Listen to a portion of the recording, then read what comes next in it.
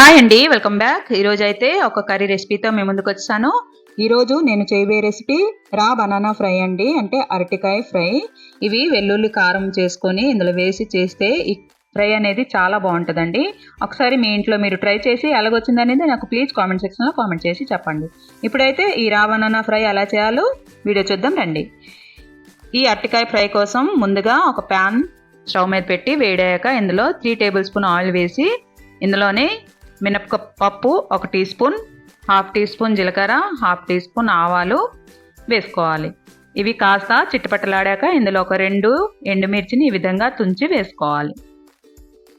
ఇది కొంచెం ఒక 2 నిమిషాల వరకు ఫ్రై చేసి ఇప్పుడు ఇందులోనే ఒక 3 పెద్ద సైజ్ అంతా అరటికాయలు తీసుకొని ఈ విధంగా సన్నటి ముక్కలుగా కట్ చేసుకొని ముందుగా నేను ఉప్పు నీటిలో వేసుకొని ఉంచాను. ఆ ముక్కల్ని ఇందులో వేసుకొని ఒకసారి బాగా కలుపుకోవాలి.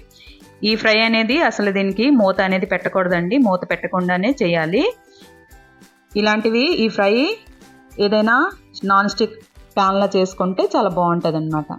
ఇందులో ఇప్పుడు టేస్ట్కి సరిపడా సాల్ట్, అలాగే 1/2 టీ స్పూన్ పసుపు వేసి మళ్ళీ ఇంకొకసారి కలుపుకోవాలి.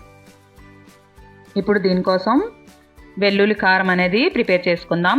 ఒక మిక్సీ జార్లోని ఒక 10 నుంచి 12 వెల్లుల్లి రెబ్బలు, అలాగే 6 నుంచి 8 ఎండుమిర్చి, ఇందులోనే 1 టేబుల్ స్పూన్ ధనియాలు, 1 టీ స్పూన్ జీలకర్ర.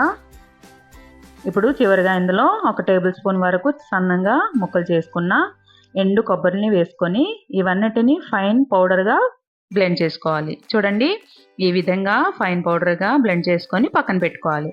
ఇప్పుడు అరటికాయ ముక్కలు ఉడికిందో లేదో చూద్దాం. ఒక చిన్న ముక్క తీసుకొని ఈ విధంగా చూస్తే చూడండి, ఇదైతే సాఫ్ట్ అయిపోయింది, అంటే బాగా ఉడికిపోయినట్టు. ఇప్పుడు ఇందులోనే ముందుగా ప్రిపేర్ చేసుకున్న మసాలా పొడిని కలుపుకుందాం. ఈ విధంగా వేసుకున్న తర్వాత ఈ ముక్కల్ని బాగా పట్టించినట్టు బాగా కలుపుకోవాలి. ఇందులో కొంచెం కరివేపాకు కూడా వేసుకొని ఒకసారి మళ్ళీ కలుపుకోవాలి. కరివేపాకు ఈ విధంగా మధ్యలో వేస్తే దీని ఫ్లేవర్ అనేది బాగా తెలుస్తుంది అనమాట. చివరిగా ఇందులో లాస్ట్గా 2 టేబుల్ స్పూన్ సన్నంగా తరుక్కున్న కొత్తిమీర వేసుకొని స్టవ్ ఆఫ్ చేసుకొని కలుపుకోవాలి. అంతేనండి, ఎంతో టేస్టీ రా బనానా ఫ్రై అయితే రెడీ అయిపోయింది. ఈ అరటికాయ ఫ్రై రసంతోని సాంబార్తోని చేసుకొని వేడి అన్నంతో తింటే చాలా బాగుంటుంది. మీకు కనుక ఈ రెసిపీ నచ్చినట్లయితే ప్లీజ్ లైక్, షేర్, కామెంట్ చేయండి. నా ఛానల్కి అయితే సబ్స్క్రైబ్ చేసుకోండి. మళ్ళీ ఇంకొత్త రెసిపీతో మీ ముందుకు వస్తాను. అప్పటి వరకు బాయ్.